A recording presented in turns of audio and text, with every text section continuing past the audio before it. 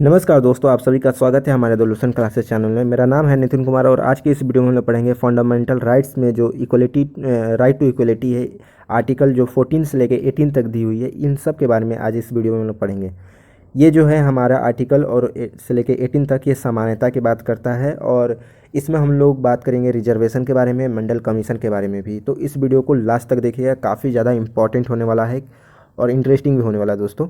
अगर आप हमारे चैनल पर नए हैं तो प्लीज़ हमारे चैनल को सब्सक्राइब करें और नोटिफिकेशन के बेल आइकन को दबाएं। साथ ही साथ अगर आप हमारा इस वीडियो का पीडीएफ चाहिए तो आपको हमारा टेलीग्राम चैनल दोलूशन क्लासेस इसको ज्वाइन करना होगा। इसकी लिंक मैंने डिस्क्रिप्शन में दे दी है, तो वहाँ से आप एक क्लिक करके ज्वाइन हो सकते हो। चलो फिर शुरुआत करते हैं। देखिए आर्टिकल 14 क्या कहता है। आर्टिकल 14 कहता है इक्वलिटी बिफोर लॉ। इसका क्या मतलब होता है कि कानून के समान समझ समानता। इसमें भी दो चीज़ आता है। बात करें कि कानून की समझ समानता और कानून का समन संरक्षण। ठीक है, अभी हम आगे फर्दर बात करेंगे। पहले ये देखते हैं कि इसमें लिखा क्या हुआ है। देखिए इसमें लिखा हुआ है कि जो राज्य जो है, अब राज्य केवल क्या स्टेट, क्या एक राज्य, दो राज्य?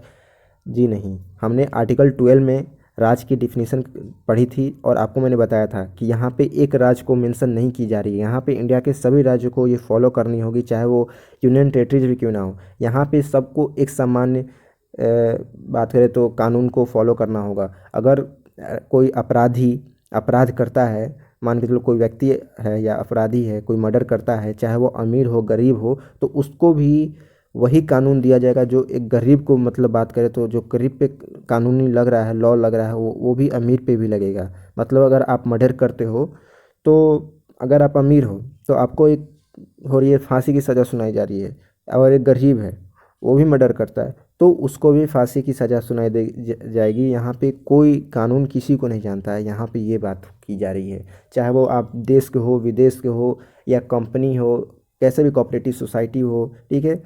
तो यहाँ पे सभी चीज़ की बात की जा रही है, लेकिन इसमें भी कुछ एक्सेप्शन है जो कि आगे हम लोग फर्दर बात करेंगे। लेकिन इससे पहले जाने कि वो दो कॉन्सेप्ट क्या है इसके अंदर। तो देखो, सबसे पहले हम लोग बात करें इक्वलिटी बिफोर लॉ। ये जो है हमारा ब्रिटिश ओरिजिन से आया हुआ कॉन्सेप्ट है और इसमें दो है। एक तो है इक्वलिटी बिफोर लॉ तो है ही, साथ ही साथ इक्वलिटी प्रोटेक्शन ऑफ लॉ, जिसका मतलब होता है कानून के समान संरक्षण। ये हमारा अमेरिकन कॉन्स्टिट्यूशन से लिया गया है। ज़्यादातर बात करें तो equality equal protection of law ही हम लोग 80% फॉलो करते हैं, क्योंकि आप खुद समझो इक्वलिटी बिफोर लॉ क्या कहता है। कहता है कि चाहे वो आप बूढ़े हो, बुजुर्ग हो, यंग हो, कैसे भी हो, अमीर हो, गरीब हो, ठीक है, आपको जो है कानून की नज़र में एक ही चीज़ सज़ा, या फिर कहीं रेस्टोरेंट वगैरह में जा रहे हो या फिर ट्रेवलिंग कर रहे हो तो एक ही चीज़, जो टिकट है या फिर जो आपको रिजर्वेशन जो दी जा रही है, वो चीज़ नहीं मिलेगी। सबको समान तरीके से यहाँ पे ट्रीट किया जाएगा। और सेकंड कहता है इक्वलिटी प्रोटेक्शन ऑफ लॉ। यहाँ पे बात करता है पॉजिटिव डिस्क्रिमिनेशन के साथ, कि नहीं, अगर मान के चलो कि अगर कोई बच्चे हैं, अगर वो रेलवे में चढ़ रहे हैं तो उनको रिजर्वेशन मिलेगी, उनको छूट मिलेगी विदाउट टिकट का।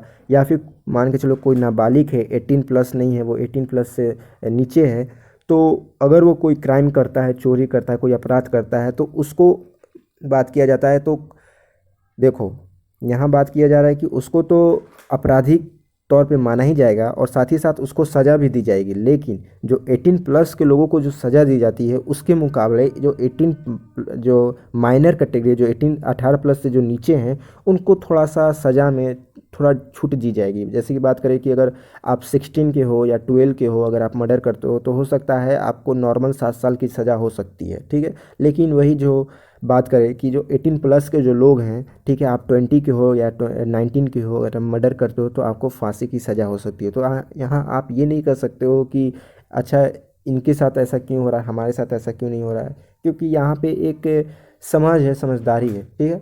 यहाँ पे हमारा बात करें तो कानून सबको देखता है, ठीक है, सबको सामान्य देता है, लेकिन ट्रीटमेंट भी उन्हीं के हिसाब से देता है जो उनके लिए ठीक है, ठीक है। तो ये कहा गया है। अब बात करें कि यहाँ पर इक्वलिटी बिफोर लॉ का जो कॉन्सेप्ट है ये कहाँ से आया, तो देखो काफ़ी ज़्यादा यहाँ पे पूछा जाता है रूल ऑफ लॉ में। यूपीएससी के एग्जाम में पूछा था कहाँ से आया, तो देखो रूल ऑफ लॉ दिया गया था एक ब्रिटिश जस्टिस से, एवी डेसी, इनके तरफ से आया था। इन्होंने बताया था कि देखो यहाँ पे क्या होता है कि कानून की समझ समानता सबको दी जाएगी, ठीक है, चाहे वो अमीर हो, गरीब हो, ये सब दी, मतलब ब्रिटिश में दी जाएगी। यहाँ पे ये भी बताया गया है कि एक्सेप्शनल में बताया गया कि अगर कोई राष्ट्रपति यानी प्रेसिडेंट और ये क्या कह सकते हैं गवर्नर हैं, उनको क्या होता है कि छूट दी जाती है। अगर वो मर्डर करते हैं या फिर कोई भी क्राइम करते हैं तो उनको कोई सज़ा नहीं दी जाएगी। अब कहोगे सर ये कैसे हो सकता है, सज़ा क्यों नहीं दी जाएगी? तो इसमें ये दिया हुआ है कि उनको सज़ा तो नहीं दी जाएगी, लेकिन हाँ ये कब तक से सज़ा नहीं दी जाएगी, जब तक वो अपने पद पे हैं। अगर वो अपने पद को त्यागते हैं, चाहे वो उनका टर्म 2 ईयर का हो, 1 ईयर का हो, अगर वो कोई क्राइम करते हैं तो उनको सज़ा डेफिनेटली दी जाएगी, जैसे कि हमें सिटीजन को दी जाती है। सिंपल सी है, समझने की बात है। तो ये बोलता है। इसी तरह हम लोग 15 के बारे में बात करेंगे। आर्टिकल 15 क्या है? तो आर्टिकल 15 कहता है कि जो स्टेट्स है वो कभी भी डिस्क्रिमिनेशन नहीं करेगा on the basis of religion, race, caste, sex और प्लेस ऑफ बर्थ के साथ। ठीक है, यहाँ जाति, धर्म, वंश, लिंग, जन्म स्थान के नाम पर यहाँ पर कभी भी किसी के साथ भेदभाव नहीं करेगा। और यहीं से हमारा रिजर्वेशन का चैप्टर शुरू होता है। ठीक है, इसमें आपको समझना होगा कि एक बात कि अगर आप बोलोगे कि सर आप वंश के नाम पे कैसे, मतलब नहीं समझे कि वंश कैसे यहाँ पे बात करें तो भेदभाव नहीं करेगा। तो देखो मध्य प्रदेश में जो ज्योतिया सिंधे हैं, जो अभी बीजेपी ज्वाइन किए हैं, पहले कांग्रेस के नेता थे अब बीजेपी के हैं, तो उनके जो वंश थे, मतलब उनके जो पूर्वज थे, उनके वंश नहीं हालांकि उनके जो पूर्वज थे वो क्या किए थे कि उस टाइम अंग्रेज जब थे, राज कर रहे थे ब्रिटिश सर, तो उनको काफ़ी ज़्यादा मदद किए। मतलब 1857 का रिवोल्ट हुआ या फिर कभी भी क्रांतिकारी हुई तो उनके जो पूर्वज थे वो कभी मदद नहीं किए थे। तो क्या इन जो उनके पूर्वज के आधार पे क्या हम इनके साथ भी गलत करें, क्या इनको राइट ना दें? तो ये हमारा कॉन्स्टिट्यूशन नहीं कहता ऐसा। बोला जो हुआ इतिहास में वो वहीं छूट गया, अभी जो हो रहा है उस पर फोकस करना है, ये हमारा कॉन्स्टिट्यूशन कहता है। आप देख सकते हो हैदराबाद में जो ओवैसी की पार्टी है, ठीक है, वो भी पहले क्या थी, निजाम की थी, निजाम की आइडियोलॉजी की थी। वो भी पाकिस्तान से मिलना चाहती थी, वो भी ब्रिटिशर के साथ थी। ठीक है, तो क्या कहोगे कि नहीं मैं ओवैसी को वोट नहीं दूंगा, क्या वो उनकी आइडियोलॉजी भी वैसी है, कल को मैं वोट दूंगा तो वो अलग सा एक देश बना देंगे? नहीं, अब वैसा ट्रीट नहीं कर सकते, क्योंकि उनके पूर्वज वैसा किए तो ज़रूरी थोड़ी है कि ये भी वैसा ही करेंगे। ठीक है, तो इस वजह से जो स्टेट्स है कभी भी इनके साथ भेदभाव इनके वंश के नाम पे नहीं करेगा। तो ये है, इसमें कुछ पॉजिटिव डिस्क्रिमिनेशन दी हुई है। जैसे कि बात करें कि रिजर्वेशन की छूट दी गई है। अब जैसे बात करें कि अभी भी कुछ जाति हैं, जाति देखो कभी भी रिजर्वेशन होता है तो याद रखो रिजर्वेशन हमेशा कास्ट पे होता है, ठीक है, लिंग पे होता है, जन्म स्थान पे होता है। कभी भी धर्म के नाम पे रिजर्वेशन नहीं दी जाती है। एक बात आपको पता होगा, यहाँ पे रिजर्वेशन धर्म के आधार पे नहीं जाती है, क्योंकि अगर आप हिंदू हो, मुस्लिम हो, सिख हो, जैन हो, कैसे भी धर्म, किसी भी धर्म के हो, तो यहाँ पे आपको हाँ भले जाति के हो तो आपको मिल जाएगी। जाति में भी बात करें तो हिंदू धर्म में भी जाति होती है, मुस्लिम में भी जाति होती है, क्रिश्चियन में भी जाति होती है, सभी धर्म में जातियाँ होती है। तो उन सब जो उनके जो अति पिछड़े वर्ग जो हैं, मतलब जो गरीब हैं, जो एकदम उनके जो जाति हैं एकदम नीचे स्तर पे है, तो उनको उठने के लिए सरकार ने यहाँ प्रबंध किया है कि एक रिजर्वेशन सिस्टम लाया, एक रिजर्वेशन कोटा लाया कि इनको हर एक जगह हम बात करें तो बिजनेस में, एजुकेशन में, या कोई भी चीज़ ऐसा जो उनके लिए अच्छा हो, उनके समाज के लिए उनको उजागर करे, उनको बेहतर बनाए, तो उन सब में इनके लिए रिजर्वेशन दी गई है। ठीक है, चाहे वो एजुकेशन की क्यों ना हो। तो ये था रिजर्वेशन पर बात करें, इसमें भी अभी थोड़ा आगे बहस करेंगे। फिलहाल आपको मैंने 15 समझा दिया, अब आते हैं 16 में। ठीक है, 16 कहता है कि देखो जो आर्टिकल 16 वो कहता है कि यहाँ पर, हाँ मैंने तो आपको यहाँ ये सब बता दिया ना, आपको रिजर्वेशन जो वोमेंस लिंग हो गया, ठीक है, और जाति हो गया और स्थान पे हो गया, तो ये सब मैंने रिजर्वेशन के बारे में बता दिया। 16 देखो, 16 में बताता हूँ। 16 कहता है कि equality of opportunity in public employment. ठीक है, आर्टिकल 16 कहता है कि लोक नियोजन की समानता। ठीक है, लोक नियोजन की समानता, ये आपका आर्टिकल 16 कहता है। यहाँ पे बोलता है कि आपको जो है, अगर आप पब्लिक प्लेस में हो, ठीक है, या फिर कहीं आप पढ़ रहे हो किसी संस्था में, तो आपको साथ कोई भेदभाव नहीं किया जाएगा। ये नहीं देखा जाएगा आपकी जाति क्या है, आपके धर्म क्या है, आप किस समुदाय के हो, किस कहाँ से आए हो। ठीक है, ये आपके यहाँ पे कोई भेदभाव नहीं किया। चाहे आप रेस्टोरेंट में जा रहे हो, खाना खा रहे हो, तो आपके साथ ये कोई भेदभाव नहीं करेगा, ये बोलता है आर्टिकल 16। हाँ, लेकिन कोई इंस्टीट्यूशन कुछ बात करें तो संस्था है तो आपके साथ रिजर्वेशन के थ्रू आपको यहाँ पे एक विशेष प्रावधान दे सकती है। जैसे कि हम बात कर सकते हैं आपका कि एसटी/एससी का प्रावधान, ठीक है। एसटी/एससी में क्या होता है कि जो अति पिछड़े वर्ग के जो हैं, जो शेड्यूल कास्ट और शेड्यूल ट्राइब्स हैं, उनको यहाँ पर रिजर्वेशन दी जाती है ताकि उनको पढ़ने का मौका मिले, आगे बढ़ने का मौका मिले, ठीक है। इस वजह से दोस्तों थोड़ा मंडल कमीशन पढ़ने से पहले हम लोग एक बार रिवाइज कर लेंगे। रिवाइज क्या है कि हमने आर्टिकल 14 से लेके 16 तक पढ़ा, तो आपको रिवाइज करना है कि आर्टिकल 14 में हमने क्या पढ़ा। तो आर्टिकल 14 में हमने पढ़ा right before equality before law पढ़ा, यानी कानून के सामने सब लोग समान हैं, ठीक है। सब कानून की नज़र में सब समान हैं, हमने आर्टिकल 14 से पढ़ा। और आर्टिकल 15 में पढ़ा कि जो राज्य है कभी भी किसी के साथ डिस्क्रिमिनेशन नहीं करेगा, उसका रिलीजन पे, उसके जाति पे, कास्ट पे, वंश, लिंग, सेक्स वगैरह पे, इस सब पे, कभी भी जन्म स्थान पे, उस पे कभी भी इसके साथ उसके साथ भेदभाव नहीं करेगा। आर्टिकल 16 में हमने पढ़ा कि अगर कोई भी आदमी हो उसके पब्लिक प्लेस में उसको इक्वलिटी देगा अपॉर्चुनिटी का एम्प्लॉयमेंट में, और कभी भी उसका जाति, धर्म, लिंग वगैरह पे कभी भी उसके साथ डिस्क्रिमिनेशन नहीं करेगा, ठीक है। हमने 16 तक पढ़ा। मंडल कमीशन से पहले अब लोग एक और बात करेंगे रिजर्वेशन के बारे में। रिजर्वेशन देखो एक बहुत कंट्रोवर्शियल टॉपिक है, ठीक है। और इस पे मैं बात करूँगा कि रिजर्वेशन सही या गलत, ये तो मैं नहीं जानता, लेकिन संविधान के नज़र में देखा जाए तो रिजर्वेशन सही है, ये मैं जानता हूँ।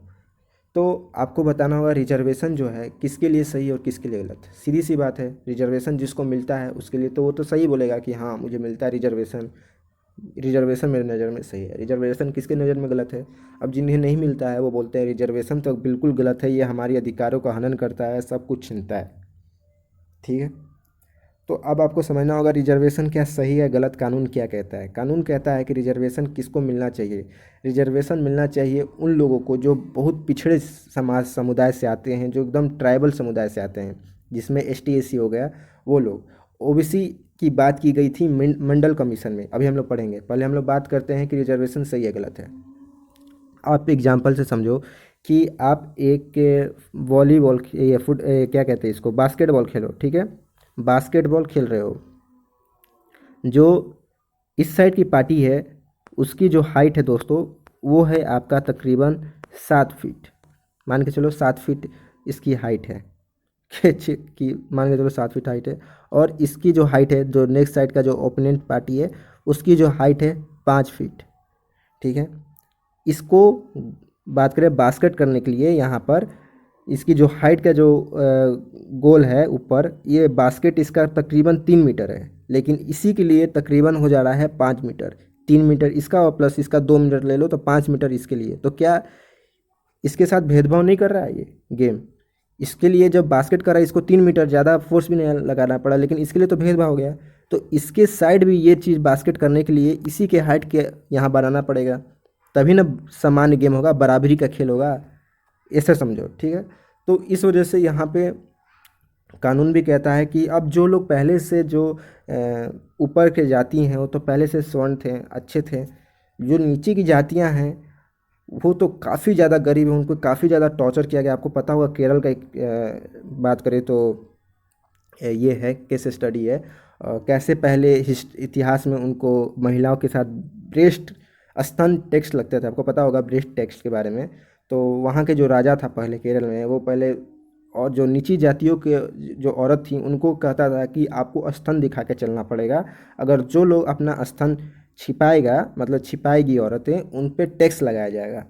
और ये भी टैक्स लगाया जाता था कभी कभी कि जिसका स्थान बड़ा है तो उसको ज़्यादा टैक्स देना होगा, छोटा है तो छोटा टैक्स देना होगा। इतने गंदे तरीके से ये जाति व्यवस्था थी आपकी केरल में, ठीक है।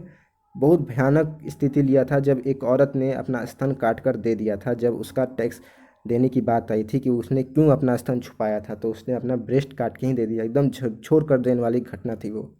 उसके बाद से दोस्तों काफ़ी ज़्यादा वहाँ के जो बैकवर्ड क्लास के जो लोग थे वो क्रिश्चियनिटी को कन्वर्ट हुए, किसी ने इस्लाम को अपनाया।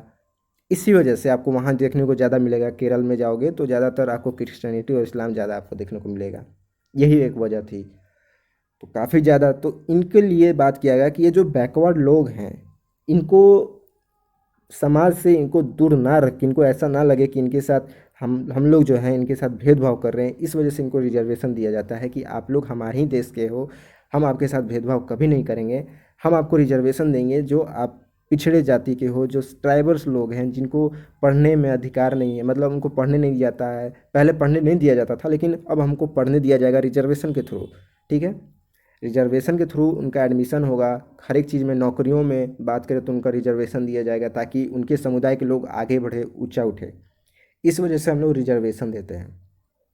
अब आप समझ सकते हो रिजर्वेशन क्यों सही है, क्यों लोगों को लगता है गलत है। कुछ लोगों को क्यों लगता है रिजर्वेशन बहुत ही गलत है। देखो, हमारा देश जो आज़ाद हुए 70 साल से 75 साल हो गया, और अब क्या हो रहा है कि रिजर्वेशन वैसे लोग उठा रहे हैं फ़ायदा रिजर्वेशन के जो उसके लायक नहीं है। मतलब बात करें कि एसटी एससी में भी, ओबीसी में ऐसे लोग हैं जो सोशली तौर पे बात करें तो वो काफ़ी ज़्यादा स्ट्रांग है, फाइनेंशियली तौर पे काफ़ी ज़्यादा स्ट्रांग है, एजुकेशनली तौर पे भी स्ट्रांग है, लेकिन फिर भी वो रिजर्वेशन की कोटा भी उठाते हैं, फ़ायदे उठाते हैं, जो कि ये काफ़ी गलत है। और सरकार को इसको चेंज करना चाहिए, इस पर ध्यान देना चाहिए, क्योंकि अभी भी जो संसद है, एमपी है, उसमें भी जो एसटी एससी के जो बात करें एमएलए हैं, वो काफ़ी ज़्यादा, उनकी जो फैमिली है इस कोटा के तहत वो काफ़ी फ़ायदा उठाती है रिजर्वेशन के थ्रू, जो कि बाकी कम्युनिटी, जो उच्च कम्युनिटी के जो लोग हैं, इन्हें देखते हैं तो इन्हें बुरा लगता है। अब जैसे मेरी ही बात करोगे तो मेरे कुछ ऐसे मित्र हैं जो एस टी एस कैटेगरी से आते हैं, और वो काफ़ी ज़्यादा फाइनेंशियल तौर पे भी उनकी फैमिली स्ट्रांग है, और वो बात करें तो रिजर्वेशन का फ़ायदा उठाते हैं।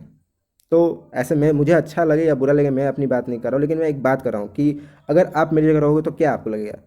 जो अगर आप रिजर्वेशन से आप नफरत करो, आप यही ना कहोगे कि यार ये तो बहुत गलत है। बताओ, ये लड़का, इसकी फैमिली कितनी स्ट्रांग है, एक हम लोग, मेरी फैमिली कितनी गरीब है, अब मेरी जात ऊंची है तो मैं क्या करूँ, क्या ये मेरी गलती है। अब ऐसा मैं जन्म ले लिया हूँ तो मैं क्या कर सकता हूँ। लेकिन वो तो बेचारा अमीर है, उसके घर में सब कुछ है, आप सोच सकते हो, लेकिन फिर भी उसे सरकार की तरफ से हर एक नौकरी में छूट दी जा रही है। तो इस वजह से ये झगड़ा हो जाता है रिजर्वेशन का। झगड़ा जातियों का नहीं होता है कि उसे क्यों मिल रहा है। झगड़ा होता है बेसिकली इस तौर पे कि यार जो पहले से फाइनेंशियली तरह से अपना स्ट्रांग है, उन्हें इस ज़्यादातर लोग, ये लोग ज़्यादा दिख रहे हैं, उनको गरीब तबके के जो लोग हैं वो दिख ही नहीं रहे हैं। सही बात है, क्योंकि आज के डेट में बात करें तो जो माइनॉरिटी लोग हैं और जो S T S C OBC के जो लोग हैं, वो बताऊँ तो नेताओं के वोट बैंक बन के रह गए हैं। इन्हें अगर बात करें तो जाति, अगर बात करें, अगर सुप्रीम कोर्ट जो है, अगर जाति को अगर हटाना ही है, या फिर बात करें कॉन्स्टिट्यूशन से इसको हटाना है, तो इनको पहले एक ही वेपन है इसको हटाने का, वो है हमारा एजुकेशन। अगर एजुकेशन इनको सही तरीके से दी जाएगी तो हो सकता है कि जाति व्यवस्था इनको समझ में आए कि ये चीज़ नहीं होना चाहिए। और ई डब्ल्यू जैसे यानी इकोनॉमिकली वीकर सेक्शन के जो लोग हैं, सीधे सीधे बोला जाए कि सभी जातियों में अप्लाई होगा। मतलब जो ऊंची जाति का है और जो नीची जाति में है, बात करें कि इकोनॉमिकली वीकर सेक्शन में वैसे लोग आएंगे जो गरीब तक के हैं, जो किसी भी जाति से हो, मायने नहीं रखता है आप किसी भी जाति से हो, लेकिन आप अगर गरीब हो, आप आपकी इनकम 5 लाख से कम है, 10 लाख बात करें तो 1 लाख से कम है, तो आप EWS की कैटेगरी में आते हो, और आपको यहाँ रिजर्वेशन दी जाएगी 49%, जो कि अभी भी दी जाती है। SC में दी जाती है 15%, ST में 7.5%, और OBC में 27% जो दी जाती है, वो चीज़ ना दी जाएगी। अब EWS की कैटेगरी में इन सबको डाल दिया जाए। तो वो ऐसा चेंजेस लाने के लिए नेताओं को गट्स चाहिए, जाति को ख़त्म करने के लिए, जो कि होगा नहीं बहुत आसानी से। हाँ, चेंजेस कर सकते हैं हम इन्हें पढ़ा सकते हैं। अभी भी देखो, बहुत सारे ऐसे लोग हैं जो पिछड़ी जाति के जो हैं उनको पढ़ाते हैं, समाज सेवा करते हैं। देखो, नेताओं जो है ना, ये नहीं बताते हैं कि आपकी बीमारी कैसे ख़त्म होगी, वो केवल और केवल बताते हैं आपकी बीमारियों की कितने तरह से बात करें तो घातक है आपकी बीमारी। ये नहीं बताते कि इस बीमारी का ये सलूशन है। आप गरीब हो, आप वीकर सेक्शन से हो, इकोनॉमिकली वीकर सेक्शन से हो, या फिर आप किसी भी जाति से हो जो एकदम अति पिछड़ा है, लेकिन वो नहीं बताएंगे कि आपको क्या करना चाहिए। वो क्या करेंगे, 10 किलो चावल दे देंगे, 5 किलो चावल दे देंगे, लो खाओ पियो एंजॉय करो। ये ना कि उनको पढ़ाए लिखाएं, कहीं काम पकड़वाएं ऐसे जगह, ताकि वो स्ट्रांग हो। अब कब तक उनको बैठा के आप खिलाते रहोगे, इस तरह चलता रहा तो वो भी बेचारे बैठे रहेंगे। मतलब समझ रहे हो, एक तरह से वो आपके भरोसे वो डिपेंड रहेंगे नेताओं, और नेताओं ये चाहते हैं कि ये सभी लोग हम पे डिपेंड हो जाए, और इस तरह से इनका वोट बैंक चलता है। समझ सकते हो, यही मंडल कमीशन था। मंडल कमीशन क्या हुआ कि ये जो डाटा, पहले इसके बारे में बात करें मंडल कमीशन के बारे में, तो ये पहले मंडल कमीशन से पहले इसको हम लोग कहते थे social and educationally backward classes commission, ठीक है, यानी SEBC, ठीक है, social and educationally backward classes commission इसको कहा जाता था। इसको इस्टेब्लिश किया गया था 1 जनवरी 1979 में, ठीक है, इसको इस्टेब्लिश किया गया था under the prime minister Morarji Desai. और ये मोरारजी देसाई किस पार्टी से बिलोंग करते थे, तो ये जनता दल से बिलोंग करते थे। तो मंडल जो थे, इनका नाम था, बात करें तो भिंदवेश्वरी प्रसाद मंडल, जो कि बिहार से बिलोंग करते थे, ठीक है, BP मंडल बिहार से बिलोंग करते थे। इनको बोला गया कि आप जो है इन्वेस्टिगेट कीजिए, ठीक है, कि क्या कंडीशन है यहाँ पर लोगों का बैकवर्ड क्लासेस में, कितना मतलब कैसे वो लोग हैं। तो यहाँ पे इन्होंने रिसर्च किया और इन्वेस्टिगेट से पता किया कि यहाँ पर टोटल 3,743 कास्ट जो हैं, जो कि आपके OBC से, अदर बैकवर्ड क्लासेस से बिलोंग करते हैं। और ये टोटल हमारे कंट्री के पॉपुलेशन में 52% आते हैं, जो कि काफ़ी ज़्यादा वीक है, इन्होंने बताया। और यहाँ पर इनको रिजर्वेशन मिलनी चाहिए 27%, इन्होंने ये चीज़ अपनी रिपोर्ट में जारी रखा और बताया। मोरारजी देसाई का ज़्यादा सरकार चला नहीं, मतलब 1979 के बाद इनके बाद इंदिरा गांधी की सरकार आ गई, ठीक है, इंदिरा गांधी की सरकार चली। तो फिर 1980 से बात करें, एक मिनट, 1980 से लेके चली इंदिरा गांधी की सरकार, और राजीव गांधी की सरकार चली थी 1989 तक, ठीक है।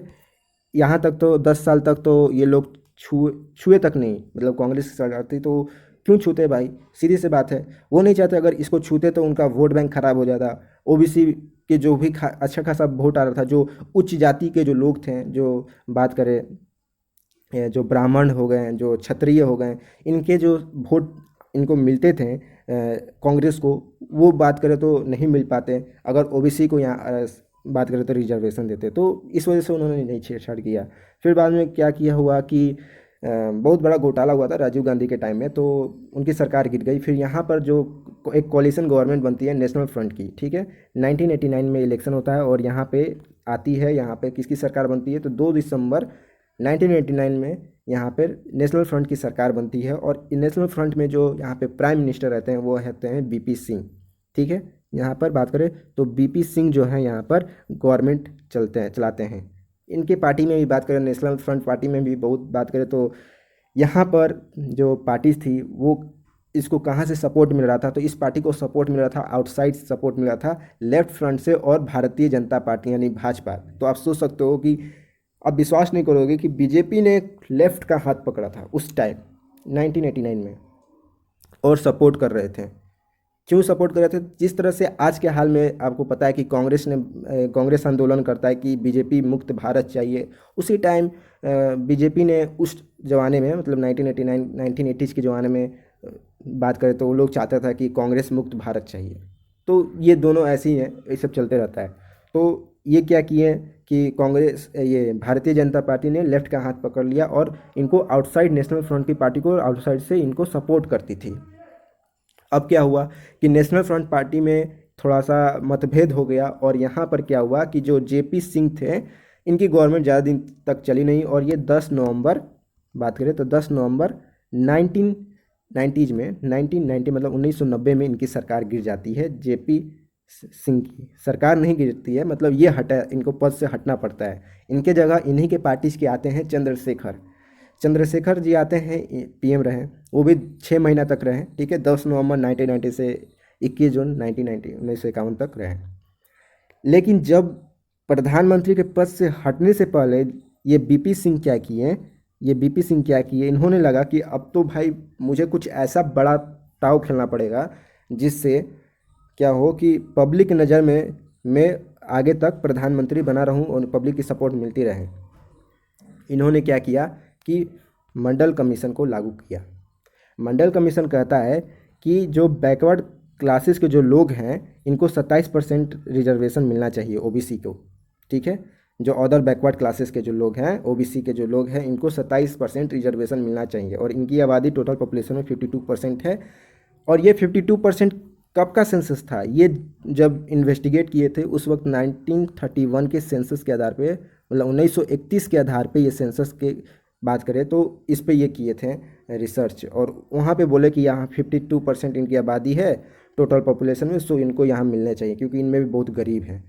अब इनको क्यों जो था भाई, जो अपर कास्ट के जो लोग थे इनको क्यों वहाँ मार धार होने लगा? क्योंकि वो बोले कि भाई ये सेंसस तो भाई 1939 हमारा जब देश आज़ाद होने से काफ़ी पहले का है, तो प्रेजेंट के डाटा के अनुसार इनको ये रिसर्च करना चाहिए था, तब मंडल कमीशन लागू करना चाहिए था। तो इस वजह से यहाँ बात करें तो काफ़ी ज़्यादा विवाद हुआ। बात करें तो कितने सारे जो अपर कास्ट के जो लोग थे वहाँ पे स्टूडेंट भी थे, वो लोग क्या किए, अपने आप को आग लगा लिए। अपने आप को आग लगाया होगा, बहुत बहुत फेमस चीज़ है। वहाँ रोड जाम की गई, हाईवे जाम किया गया, ट्रांसपोर्टेशन सर्विसेज बंद हो गई, गवर्नमेंट सर्विसेज, स्कूल, बिजनेस सब ठप पड़ गया था। बहुत ज़्यादा मतलब यहाँ बात करें तो प्रोटेस्ट हुआ था, ह्यूज प्रोटेस्ट हुआ था। फार्म प्रोटेस्ट तो कुछ है ही नहीं दोस्तों, असली प्रोटेस्ट तो यहाँ हुआ था खेला आपका मंडल कमीशन जब लागू हुआ था। तो ये कुछ था दोस्तों। यहाँ पर एक चीज़ यहाँ फ़ायदा हुआ इस मंडल कमीशन से, जो पार्टीज थी आपको बात करें बिहार में, लालू प्रसाद यादव की, नीतीश कुमार की, रामविलास पासवान, शरद यादव, मुलायम सिंह यादव, मायावती, ये लोग 1990 में इन्होंने काफ़ी ज़्यादा इसको रैली को, देखो यहाँ पे क्या हुआ कि जब अभी के सिनेरियो में बात करें कि आपको पता होगा कि जिस तरह से फार्म प्रोटेस्ट कर रहे थे लोग फार्म बिल के अगेंस्ट, उसी तरह फेवर में भी यहाँ पे बात करें तो कुछ बात करें जिलों में यहाँ पे फेवर में भी रैलियाँ हो रही थी, प्रोटेस्ट हो रहे थे कि यहाँ पे लागू होना चाहिए। उसी तरह यहाँ पे मंडल कमीशन के साथ भी हुआ। ठीक है, मंडल कमीशन के साथ भी यहाँ पे प्रोटेस्ट क्यों हो रहा था, अगेंस्ट के तौर पे और फेवर के तौर पे। जो फेवर के तौर पे थी वो थे आपकी लालू प्रसाद यादव की रैली थी, नीतीश कुमार की थी, मतलब जितने मतलब ओबीसी कैटेगरी की जो पार्टी थी जो थे यूपी में और बिहार में, वो लोग काफ़ी ज़्यादा सपोर्ट किए थे। उस वक्त जो था भाजपा को काफ़ी ज़्यादा गुस्सा भी आया था और भाजपा बोली कि ये जो थे बीपी सिंह यहाँ पर ये हिंदू वोट को डिवाइड करने की कोशिश कर रहे हैं। ये था बीजेपी का मतलब तरफ से बयान। जो विपक्षी दल थे काफ़ी ज़्यादा यहाँ पे बीजेपी को भी नुकसान होना पड़ा। तो बीजेपी सोची कि अब ये जो ओबीसी जो है, हिंदू जो है, अब तो वोट बैंक में बट गए हैं, इनको अब अपने तरफ कैसे खींचा जाए। तो यहाँ पे आपको पता होगा कि 1983 से ही यहाँ पे अयोध्या राम मंदिर का हवा लगना शुरू हो गया था। आपको पता होगा रथ यात्रा शुरू हो गया था, आपको पता हो तो यहाँ ओबीसी का अब जो अलग हो गए हैं, इनको अपने तरफ कैसे खींचा। पहले तो बीजेपी को तो बात करें तो ऊंची जातियों से काफ़ी ज़्यादा उनको सपोर्ट मिलता था। देखो बीजेपी का सीधा सीधा मुद्दा रहा है कि आप ओबीसी हो या आप अदर बैकवर्ड क्लासेस का हो या फिर अपर क्लास कास्ट के हो, हमको उससे कोई मतलब नहीं है। मैं यहाँ ये बीजेपी सीधा सीधा इनकी मोटिव होती है हिंदू मुस्लिम करना। ये चाहते हैं हिंदू का जो वोट है इनको मिल जाए, भले मुस्लिम का वोट ना भी मिले, बस मेजोरिटी का जो वोट है इनको मिल जाए। इस वजह से बीजेपी को काफ़ी ज़्यादा गुस्सा है, क्योंकि अब जो था यहाँ पे हिंदू ही खुद डिवाइड हो गया था एक वोट बैंक में। सो यहाँ पे बीजेपी ने रैली किया ताकि यहाँ पे जो ओबीसी के लोग हैं इनको काफ़ी ज़्यादा सपोर्ट करे भारतीय जनता पार्टी को। और यहाँ राम जन्मभूमि को लेके यहाँ पर काफ़ी ज़्यादा इन्होंने रैली की, जिसमें बात करें तो आपको ये अरेस्ट भी हुए, काफ़ी ज़्यादा दंगे भी हुए थे और यहाँ अरेस्ट हो गए थे। आपको सीतापुर किसी पता नहीं कहाँ पे, बिहार में किसी जगह है, वहाँ पर समस्तीपुर में, हाँ शायद समस्तीपुर में यहाँ अरेस्ट किया गया लालू प्रसाद यादव के द्वारा। और जो आईपीएस गए थे अरेस्ट करने के लिए, आप विश्वास नहीं करोगे, उनका क्या नाम था, आरके सिंह। आरके सिंह जो हैं अभी फ़िलहाल क्या हैं, ये थे आरा के आरके सिंह हैं। और ये फ़िलहाल बात करें तो अभी पावर मिनिस्टर हैं और ये भारतीय जनता पार्टी के एक एमएलए भी हैं। आप विश्वास नहीं करोगे किस तरह साइकिल का जो है पहिया चलता है, वैसे चक्र चलता है हमारे ये बात करें तो इतिहास में भी इसी तरह। तो आप देख सकते हो जो आईपीएस कल को भारतीय जनता पार्टी के बड़े नेताओं को अरेस्ट करने गया, अडवाणी जी को, और आज वो इन्हीं के पार्टी का एक मेंबर है। तो ऐसा होता है दोस्तों, घटना का चक्र इसी तरह चलता है। तो मंडल कमीशन, आई होप आप समझ गए होंगे। इसके बाद क्या हुआ मंडल कमीशन के बाद कि यहाँ पर ये बोला गया कि जो ओबीसी में लोग हैं, बात करें कि यादव कम्युनिटी के, जो जाट कम्युनिटी के लोग हैं, वो काफ़ी ज़्यादा 60 साल बाद उनकी जो डेवलपमेंट हुई है और उनकी जो बात करें तो एजुकेशनली तौर पे और इकोनॉमिकली तौर पे वो काफ़ी ज़्यादा अब पहले से काफ़ी ज़्यादा बेहतर हो गए, फिर भी उन्हें बात करें तो मिलती है। तो यहाँ पे एक creamy layer, non creamy layer का कॉन्सेप्ट लाया गया था और यहाँ पर बात किया गया था कि देखो जो क्रीमी लेयर के जो कैटेगरी के जो ओबीसी है ना, यहाँ पे इनको रिजर्वेशन नहीं दी जाएगी जो क्रीमी लेयर के हैं।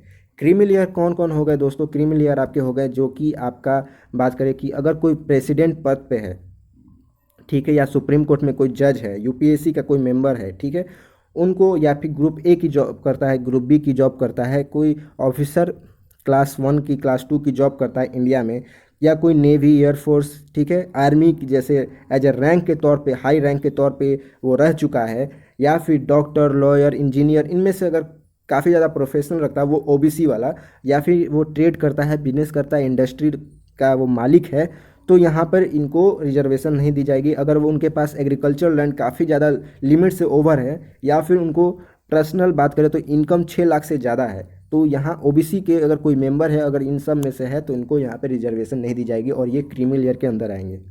तो ये कहा गया। तो काफ़ी ज़्यादा बवाल हुआ था मंडल कमीशन पे।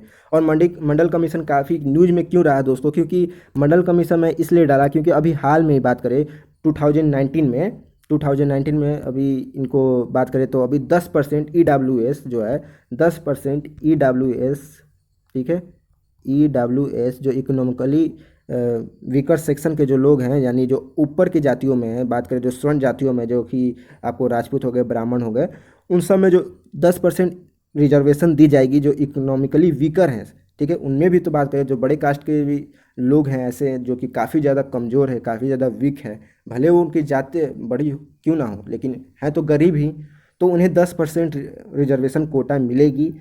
और ये जो है रिजर्वेशन जातियों के नाम पे 50 साल तक चलते रहेगा। आप समझ लो, इसको कभी ख़त्म नहीं करेगा कोई भी नेता, क्योंकि वो नहीं चाहता अपना वोट बैंक बिगाड़ना। तो काफ़ी ज़्यादा ये है, आप समझ सकते हो। इसी तरह नेता लोगों को वोट बैंक बनाते रहेंगे और लोग बढ़ते रहेंगे, आपस में लड़ते रहेंगे। अब आप पढ़े लिखे हो, आप समझ जाओ क्या हो रहा है देश में। नेक्स्ट बात करेंगे दोस्तों, आर्टिकल 17 क्या कहता है। आर्टिकल 17 कहता है कि जो भी अनटचेबिलिटी थी पहले, उसको यहाँ पे एबॉलिश कर दिया जाएगा, ख़त्म कर दिया जाएगा। मतलब आर्टिकल 17 करके अब किसी के साथ छुआछूत का भेदभाव नहीं रखेगा, चाहे वो किसी भी जाति का हो, नीच जाति का हो, ठीक है, ये आर्टिकल 17 कहता है। अगर ये छुआछूत का भेदभाव रखेगा तो उसे काफ़ी ज़्यादा, बात करें तो इसको अलग हार्ड पनिशमेंट दी जाएगी। इसमें भी कुछ एक्सेप्शनल है, जैसे कि एक्सेप्शनल बात करें कि अब जिसको बीमारी है, ऐसा कुछ कि छूने से होती है, जैसे अभी कोरोना वायरस की बीमारी है, तो हाँ, उस केस में हम लोग उनके साथ छुआछूत का भेदभाव रख सकते हैं, ठीक है। तो ये कुछ है आर्टिकल 17 कहता है। आर्टिकल अभी जो मैंने एक्सेप्शनल बोला, ठीक है, वही सब है। नेक्स्ट है कि आर्टिकल 18 क्या कहता है। आर्टिकल 18 सीधे तौर पे कहता है कि अगर आप अपना टाइटल रखते हो कुछ सर टाइप का, या फिर बात करें कुछ महाराजा, कुछ महाराजा टाइप का, महाराजा आप बात करो नितिन सिंह, इस तरह का मैं रख लूँ, तो इस टाइप का मैं टाइटल नहीं रख सकता। कुछ महाराजा करके, या फिर सर नितिन कुमार, इस तरह से मैं नहीं रख सकता टाइटल को। हाँ, लेकिन टाइटल कब रख सकता हूँ, छूट ये भी दी गई है कि अगर मान के चलो कि अगर आप कुछ ऐसे आर्मी के पद पे हो या फिर कमांडर के पद पे हो, तो आपको एज ए टाइटल रख सकते हो, एज ए रिस्पेक्ट के तौर पे आपको रखा जाएगा। लेकिन अगर आपको भारत रत्न मिलती है तो आप सोचोगे भारत रत्न में अगर नाम रख लूँ नितिन कुमार, तो ये इस तरह से आप नहीं रख सकते हो। ये हमारा आर्टिकल 18 कहता है, अगर आप टाइटल रखोगे तो इसको खारिज कर दिया जाएगा और इसकी सज़ा भी मिलेगी, ठीक है। तो ये था दोस्तों हमारा आर्टिकल 14 से लेके 18 तक, जो कि आपका राइट टू इक्वालिटी के बारे में बात करता है। आई होप आपको इस वीडियो को काफ़ी ज़्यादा एंजॉय किए होगे, पसंद आया होगा तो प्लीज़ लाइक कीजिए, कमेंट कीजिए। और हाँ, एक बात और कि अगर आपको नोट्स चाहिए तो मैं हमेशा बोलता हूँ कि इसका नोट्स जो है आपका वीडियो का, आपको PDF हमारे टेलीग्राम चैनल पर मिलेगा। जो लोग टेलीग्राम नहीं यूज करते हैं वो व्हाट्सअप ग्रुप ज्वाइन कर सकते हैं, जो कि मैंने डिस्क्रिप्शन में लिंक दे रखा है, वहाँ से क्लिक करके ज्वाइन हो जाओ, ठीक है। आज के लिए बस इतना ही दोस्तों, धन्यवाद, thank you, have a great day.